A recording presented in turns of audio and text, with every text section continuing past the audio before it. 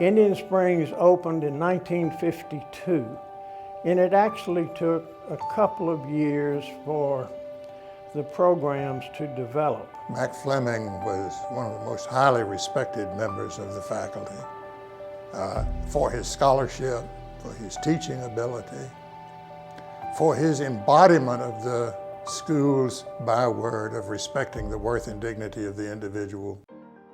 I was born and raised in Lawrence, South Carolina, and I attended the public schools in Lawrence, and then after I finished there, I went into college at Presbyterian College, and I did 2 years, and then Uncle Sam came calling. So for 3 years I was in the Navy.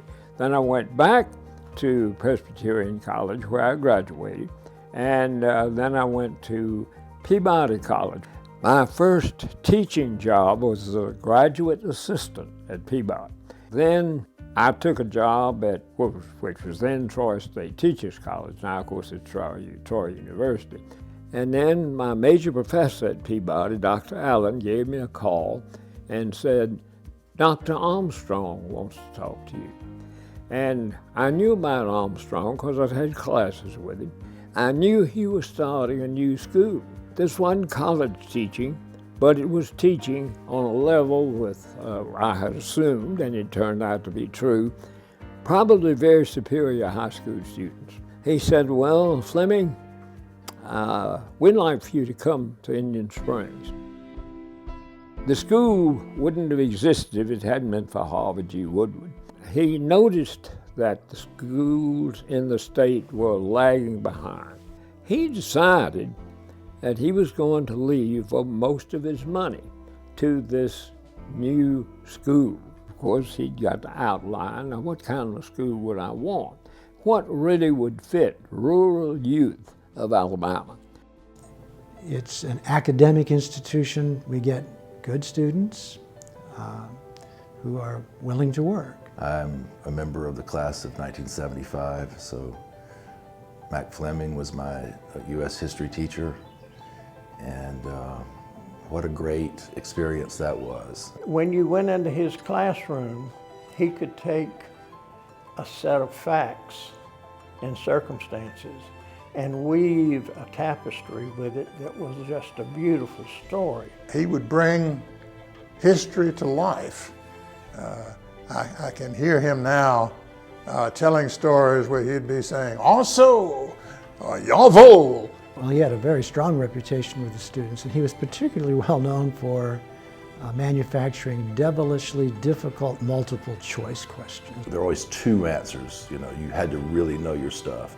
But that's how he challenged us. He wanted us to really dig in and get to the nuances of every matter that we dealt with. I think we've got a curriculum that is very stimulating. I think that the kids get attracted to it, attached to it, and feel like that this is the place they need to be. Mr. Fleming was the interim head one year, right after Dr. Jackson left, and it was kind of an amazing year. Dr. Jackson left abruptly, and we were left with no director whatsoever. So we looked around, and the only person we thought qualified to do it was Mac Fleming. I didn't want to be director, and I was getting ready to turn him down until he added this statement, says, Mac, if you don't take it, I don't know what we're going to do. Well, I didn't have any choice. I had to take it for 1 year. And Mac was able to keep all our faculty intact. Because he's Mr. Fleming, everyone just pulled together, and it was probably the most relaxed, calm year.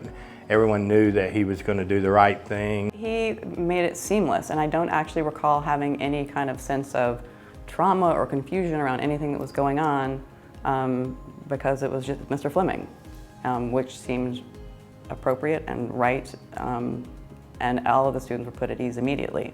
They said, well, Mac, why don't you just keep the job? But I knew I did not want to be a permanent director. I wanted to go back to teaching. That's where I belonged. I just felt like That was best for me. Of course, he was a superb lecturer, you know, just as a model of good teaching. He actually became a kind of mentor to me. You know, when I think of my own career, Mac was a model and a mentor. Everybody is happy to see Mr. Fleming when they see, because he's happy to see them. And he's the most consistently positive and upbeat person I've ever known. He's always such a nice and a loving person whenever I see him. Whenever I see him walk by, he always either smiles at me or he waves at me. The students love him. Every day when we leave lunch, he has to have his Coca-Cola. You can see him after every lunch going to the student store and buying a Coke, and then heading back to the library to the archives. He's very playful, yet he's very, very knowledgeable. Mr. Fleming is a great kind of anchor to the school because he's been there through so many generations. And often school cultures can change a lot. And he kind of remains like a place where you can find where that school culture has been the same. He knows when it's changed. I've asked him millions of questions. How'd the hut get here? What's Pop-Out Fair? What's the Truth House? And to be able to get that from someone who was here and involved in that, it's just been amazing. If you think about it, he's the living archive of the school. He's been here since the beginning. You know, Mr. Fleming is sort of the heart of Indian Springs. He is sort of Indian Springs incarnate, both sort of the memories and knowledge in his mind and just his character and being and what he believes in. But I will say, I will never ever be able to call him Mac. He will always be Mr. Fleming.